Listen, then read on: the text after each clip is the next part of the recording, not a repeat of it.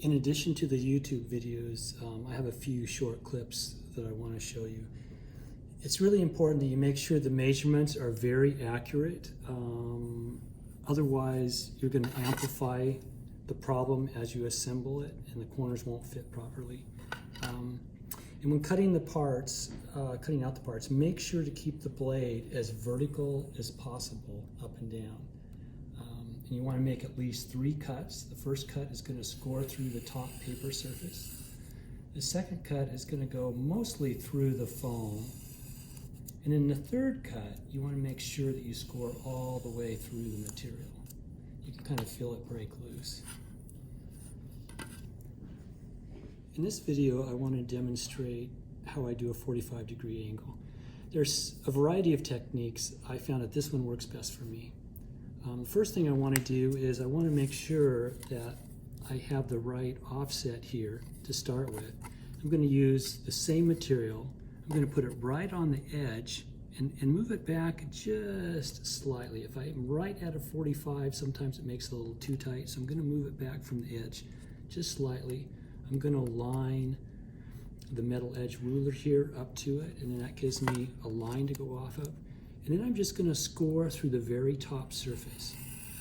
I'm going to do a light score. I probably maybe score twice, but I don't want to go through very far. I just want to make sure that I've cut through the paper. And then I'm going to take it, and this is where it gets tricky. I want to make sure that my blade has a lot of angularity. I don't want to go through it like this. I want to make sure that I come through at a nice angle. If you'll notice, I'll put the bottom of the blade, I want it to ride right on the edge of this paper.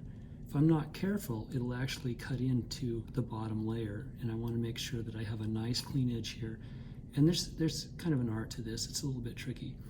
The second thing I want to do is I want to make sure that the top of my blade rides in this groove.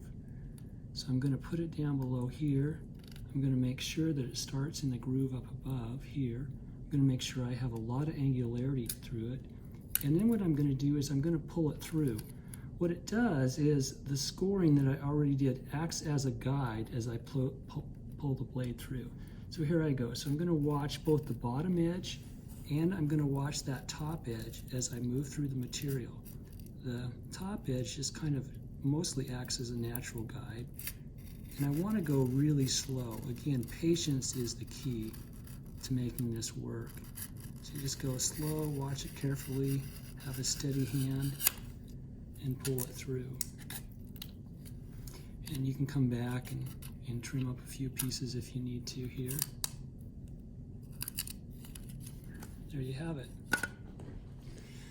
Now I've done the 4 sides of the bottom of the box, but I'm going to do a side of the box. You want to remember that you're only going to bevel 3 sides of the box because your box is going to have a lid to it. I'm going to go ahead and on this one and go ahead and just score all the areas that I need to bevel. Again, I'm going to break through that top surface, do a few scores. I want to make sure I break through it well. And again, I'm only going to do 3 sides because the top needs to remain flat.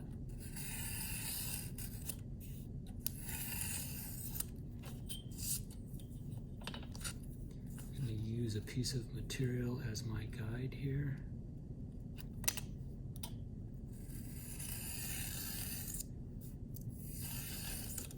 Okay, and I'm going to use the same technique I demonstrated on the previous video where I'm going to, again, keep my blade at a really, really sharp angle here.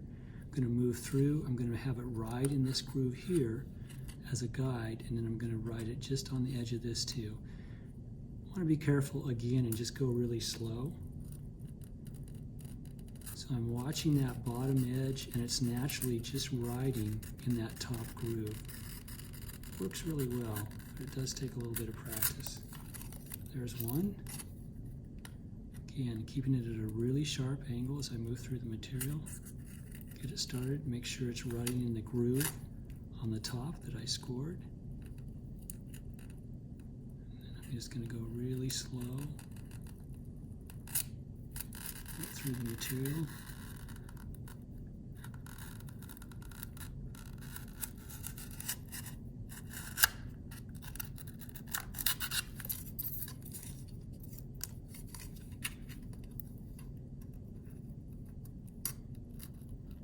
and making sure it's in the groove up above. Pulling it through. Nice angle. And there I have my 3, and again the top needs to remain flat. When I assemble this, I'm going to want to make sure that I've always got the top up in the 4 sides. I'm going to assemble it and then build the top.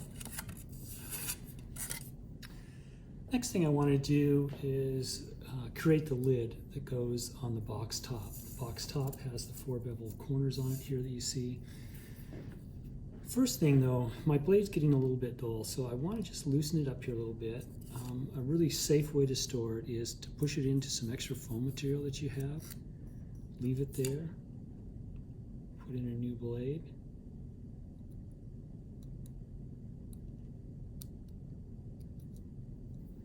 Make sure that you tighten it up nice and tight. I'm ready to go. So I have a small piece here that is going to be a flange for a 1/2-inch flange on the side of my box top. But it's really difficult to put that angle on it when you have such a small piece. So what you really want to do is to put the 45-degree bevel on it first and then cut it to the width that you want. So again, I'm going to use a piece of foam here, foam board, to get my side dimension for my 45-degree. Use it to mark with. I'm going to score through the top. Make sure to always press your blade against the ruler to make sure you got a nice cut. And you will need a metal ruler. So now I've got that set there. I'm going to come in again. I'm going to use the bottom as the guide, and I'm going to use the top as a guide also. I'm going to make sure I have a nice angle on it, and I'm just going to pull it all the way through. The new blade cuts really nice. Makes a big difference. A nice clean cut. And there I have it. Okay, sometimes you want to come back, you can follow that top line and trim off a little extra foam. Make sure we've got a good fit here. Again, and always remembering to offset it just a little bit so you actually have a little more than a 45-degree angle.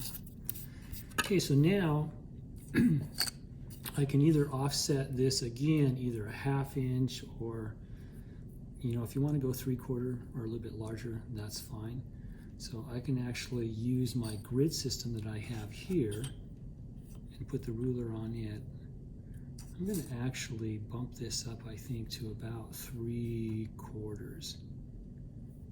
Could even go an inch, but I think 3/4 actually might be a little bit better than a 1/2 inch. I'd originally set it for 1/2 inch, but I'm going to do 3/4 here. Again, scoring through the top, going through the foam on my second cut, keeping my blade really vertical. The third cut, I'm going to score all the way through. It broke through. If you don't see it break through, do a 4th score. So there I have my piece, and this is a little 3/4 inch, so it's going to be a little bit than what I'd originally put in the plans. So, and there you have your lip. You're going to do 4 of those. And it looks like here on the edge I need to do just a little bit of trim work.